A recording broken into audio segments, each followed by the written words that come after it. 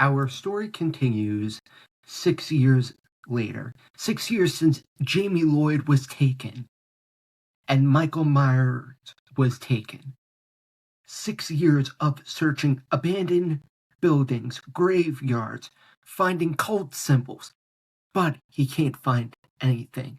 But tonight, rain lashes against the pavement as Jamie Lloyd stumbles through the woods, barefoot, bleeding. Her breath comes in short. Panic bursts. She reaches the road, and then she freezes. Michael Myers steps from the trees. Not rushing, not striking, just appearing. Jamie recognizes instantly. Her voice breaks. "Please, no!" Michael raises the knife, and in one strike, Jamie collapses. Michael turns away. He has done his job. Wind explodes across the road. Anakin drops beside her, sliding to his knees. He catches her head. Her eyes flutter open. "Anakin!" His throat tightens. "Hey, stay with me." Blood pours through his fingers. Too fast. He closes his eyes. Jamie cries out once and gasps as her body stabilizes. She stabilized enough to where she'll live for multiple hours, but not long enough. Anakin exhales. "I've got you." He lifts her into his arms and races for his speeder. Minutes later, they arrive at Haddonfield Memorial Hospital. The doctors rush Jamie inside. Rachel arrives. Billy, Jamie's old friend, and arrives, frozen in the hallway. Anakin watches until Jamie disappears through the surgery doors. Nothing else pulls at him. Not dark, not void. Something else pulls at him. Not darkness, not a void. Alive, nearby. He leaves the hospital and follows the feeling to a rural bus station. Inside a bathroom cabinet, a newborn baby crying. Anakin lifts him. Then the crying stops. Tommy Doyle stares. Jamie had a baby? Anakin looks down at the child, quiet, stunned. She kept him alive. He hands Tommy the baby. "Take him to the hospital." Straight to her. Tommy doesn't hesitate. Haddonfield Memorial Hospital. Obi-Wan, Qui-Gon, and Ahsoka finally arrive. The Thorn cult moves that same night. They sedate Michael, chain him, load him into a reinforced van. From the rooftop, Ahsoka shadows them. She plants a tracker beneath the bumper. "Sky Guy." "They've got him." Anakin replies immediately. "Follow them." Tracker leads them to Smith's Grove Sanitarium, where it all began. Tommy explains the curse, the mark, the ritual, how Michael is bound by his bloodline, how Jamie's baby was meant to be the final sacrifice. Anakin listens silently. Then he speaks. "Rachel, Jamie, Billy, leave town." Rachel hesitates. Jamie looks up, like how she did back 6 years ago. "If we don't, he'll find us anyway." Rachel breaks. "Then go." The cult reacts exactly as Anakin predicted. With Jamie gone, Michael becomes uncontainable. They transport him underground, back to the true sanctuary. Ahsoka follows. She sends the coordinates. Anakin ignites his lightsaber. We move.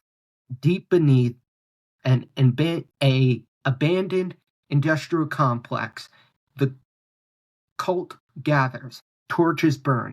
Runs glowing. Michael stands restrained. In the center, Dr. Wynn steps forward. The Jedi are here. Fear ripples through the chamber. Wynn raises his cane. Then we strike first. They never get the chance. The wall explodes inwards. Anakin Skywalker enters like a force of nature. Blue blade buzzing. Ahsoka drops from above. Obi-Wan and Qui-Gon follow. What happens next is not a fight. It's a purge. Cultists fall before they even understand what's happening. Ahsoka moves like lightning.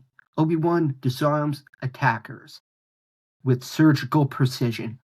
Qui-Gon holds the perimeter, but Anakin has become something else. He tears through them with fury, not shouting, rage, focus, relentless. They tortured Jamie. They marked Michael. They stole a child. There is no mercy. Force lightning erupts from his hands, throwing bodies across the stone floors. He drives his lightsaber through ritual stairs, shatters the thorn symbol, crushes command chambers. One cultist crawls backwards, begging. Anakin doesn't answer. He ends it within minutes. The Cult of Thorn. Smoke hangs in the ruined chamber. Bodies of cult members scattered and shattered symbols of the broken thorn. Michael Myers is on his knees. The thorn mark on his wrist flickers, then fades. Ahsoka notices it first. Anakin. They all turn towards Michael. For the first time, he looks different. Not powered, not anchored, just empty. Obi-Wan exhales slowly. The curse is gone. Michael sways. Anakin steps forward, eyes burning. His voice calm. This ends. Now. Michael slowly lifts his head. He holds eye contact. And then Michael slips away. Not running, not limping, just retreating into the darkness. By the time anyone moves, he's gone. Anakin stares into the darkness where Michael vanished. His voice drops deep, cold, something that Vader would say. He is no longer protected, no longer guided, no longer chosen. He is only prey now. Then Obi-Wan quietly says, Anakin. Anakin doesn't turn. I took his gods away. That's it. Michael Myers has disappeared. Not defeated, not captured, but finally mortal.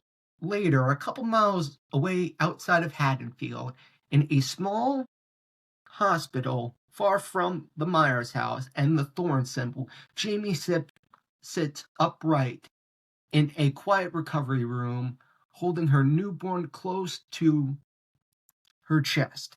Rachel stands beside her. Billy leans forward against a wall, exhausted, but smiling. They made it out. They left. No sirens, no cult members, no shadows watching from across the street. Sterile light and the soft beeping of heart monitors. And Loomis stands quietly near the doorway, watching Jamie rock her child.